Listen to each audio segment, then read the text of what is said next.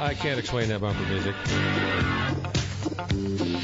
Anyway, let's get right back to work. Mickelson here with you, broadcasting live from the Iowa State Fair. Tom Latham has just joined us here in the studio. Welcome aboard, sir. Well, thank you, Jan. It's great to be with you in this beautiful but warm day at the fair. Well, that's why we air condition in here. You can go out there and get lathered up and come in here and freeze to death if your body is ready for it. Well, this is where all the food is, too. So exactly. Got a whole table full over here. It's a buffet, isn't it? Yeah. Introduce this to your friend. This is my good friend, the Republican leader of the House of Representatives, John Boehner, from Ohio, and he's spending. That's where they grow all days. those potatoes, isn't it? Ohio, but not Idaho. That's what they always say about us too. It's either Iowa or Idaho or one of them I places. This is an O place, Ohio, where we grow corn and soybeans just like you do here. All right. We welcome aboard. This is like home then, isn't it? It is like home, and it's nice to see you again. Yes. We used to be in the same district. In fact, several times back when I lived in Cincinnati, you were my guest, and I haven't seen you in a while. You never call. You never write. You're even worse than Latham. Well, I've got to put up with Latham every day. That's a big job. My condolences. You guys had kind of a real dust-up the other day in Congress, and in fact, I've got one of your think pieces on this. I think you said the stolen vote. You're still not too happy about the way that turned out. No, we're not happy. It wasn't that the Democrats stole a vote from Republicans. They stole the vote from the American people. We had an amendment, a final amendment to an agricultural appropriation bill that said that no money in this bill could be used to provide taxpayer-funded benefits for illegal immigrants. And they called the vote early at a tie, which means that we lose. And while they were announcing that it was tied and that we lost, 215, 213 goes up, and we won. And then they proceeded to reopen the machine and allowed some Democrats to change their votes and basically stole the vote from the American people. Are you not allowed to change your mind? You are, but not after they bring the gavel down and they close the vote. And I've never seen anything like this in the 17 years that I've been in Congress. Was this a Robert's Rule of Order snafu, or was this just an overt, self-conscious decision to throw a monkey wrench into it? Steny Hoyer and the House Majority Leader and Mike McNulty, the person who was in the chair, both admitted that it was a mistake. But, if you make a mistake, you should correct it. And they've refused to correct it. What I don't understand is why the vote was even close. That doesn't make any sense to me. If you were to put that notion, whether or not the taxpayers of the state of Iowa should have to fund benefits of any kind for people who are not in the country legally, that vote would not be close. It would be 90-10 on a good day. I think you're right. So who are they representing? I don't understand what drives the Democrats as far left as they've been driven. What we've seen all year is... Why is that a left-right issue? Because I think that when we watch what happens in the House, Nancy Pelosi, the guests that you had on earlier, are dragging the Democrat Party further and further to the left. And the left thinks that we ought to have porous borders. They think that we ought to make all of those that are here illegally citizens. They're the ones pushing the expedited path to citizenship. And I think when you look at Republicans, 98% of the Republicans in the House are opposed to that.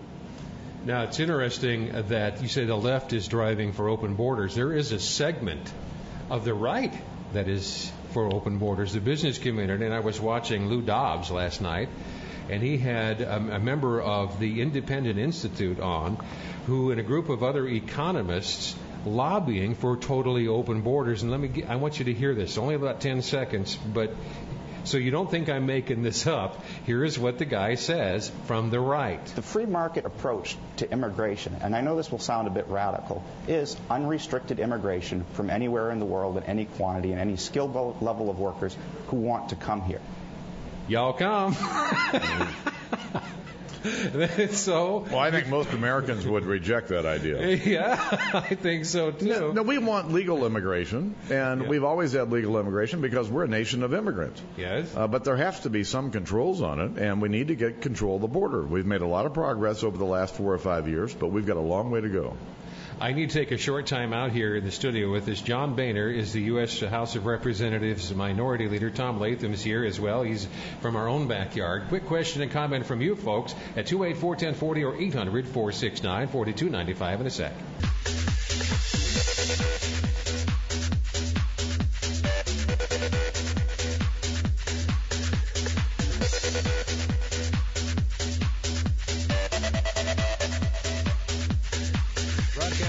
From the Iowa State Fair, Mickelson here with you as John Boehner is our guest. Tom Latham here as well. The minority leader. John Boehner's from Ohio, the 8th District. We just finished a conversation with some folks from MoveOn.org, anti-war. They want a date certain, and they want out. And they think that that's the only way that we're not going to make matters worse. And as a matter of fact, they singled you out for a second and said that you said on the House floor or someplace else, you called somebody a wimp for suggesting that. And I don't remember who it was.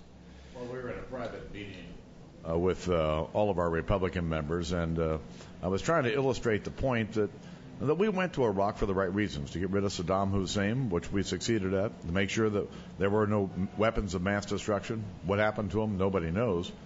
But leaving before the job is done is not the right thing for the future security of our kids and our grandkids in our country. When you begin to look at where we are in Iraq, it's Al-Qaeda that has made Iraq the central front in their war with us. It's the Iranians who are engaging us, and frankly, our second biggest problem in Iraq. And our troops are doing a very good job on the ground. We've made a lot of success over the last couple of months, and we're all waiting for General Petraeus and his report come early September.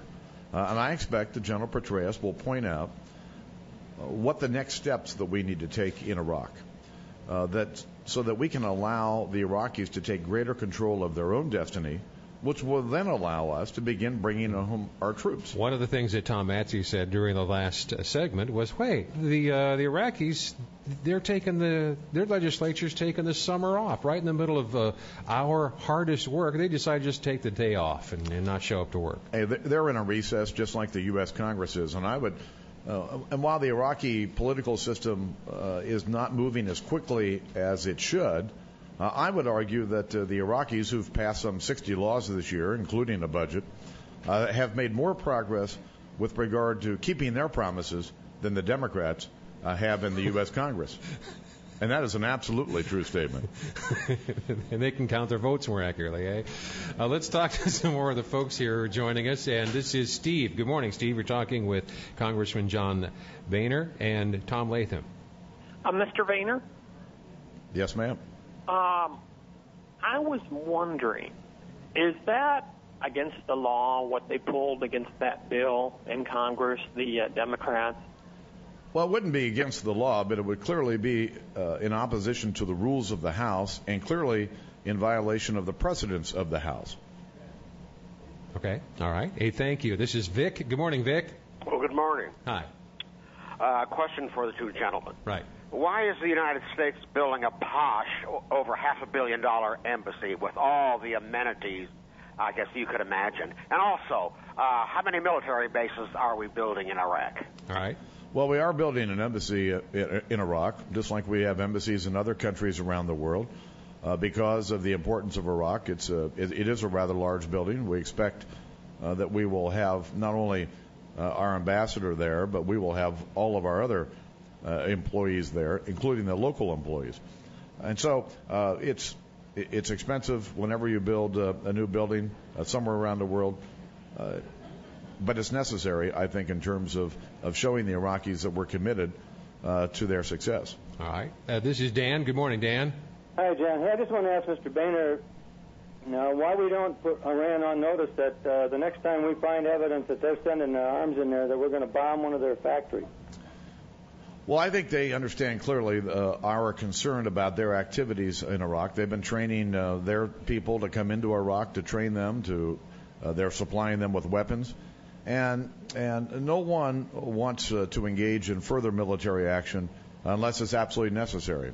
And I think that we've gotten their attention. I think Prime Minister Maliki last week when he was in Iran made it clear to the Iranians that their underhanded involvement in the future of Iraq was unnecessary and unwanted. I would like to get both of you to comment, if you can. We only have moments remaining, about the passage of the state Children's Health Insurance Program, CHIP for short, or S-CHIP for short. That was an amazing piece of legislation that is a vast expansion of the middle class entitlement, not just the lower class or for the uninsured. This is a major expansion of our safety net. It was a major expansion of government-run health care, and this is a small version of what we used to call Hillary care that they've enacted in the House, and frankly the Senate has passed a bill that will have the government taking people out of private insurance and putting them into government-run insurance. And if that isn't bad enough, they had to raise taxes to do it. And on top of all of that, we tried to make it clear that no illegal immigrants ought to have access to this new health insurance program. They defeated our amendment because the verification system that is used now is not as effective as it should be. And I don't think the American people want to see their tax dollars used to insure illegal aliens and their children. So, go ahead. Well, Jan, and part of that also is that they are cutting to pay for this to give people making up to $82,000, their families, health insurance for their children. But they're cutting $190 billion in the next 10 years out of Medicare to do it. We have 51,000 people in the state of Iowa in Medicare Advantage, which is the Medicare prescription drug reform bill that we passed a few years ago. The first time ever Iowans had access to that kind of a policy. And they're going to destroy that. And what that affects is a lot of union people who are in that plan, the retired folks. But when you start cutting $190 billion out of Medicare, it is a huge thing just to give benefits to illegal immigrants and people making $82,000 a year. Gentlemen, thank you for joining us. Nice to see you. And thank you, Jan. John Boehner and Tom Latham, thank you indeed. We'll continue this conversation with some open line time the rest of the morning, right after the news at the top of the hour. Broadcasting live from the hum my theme here. There you go. Thank you. Computer's not cooperating. The band is out for a smoke break.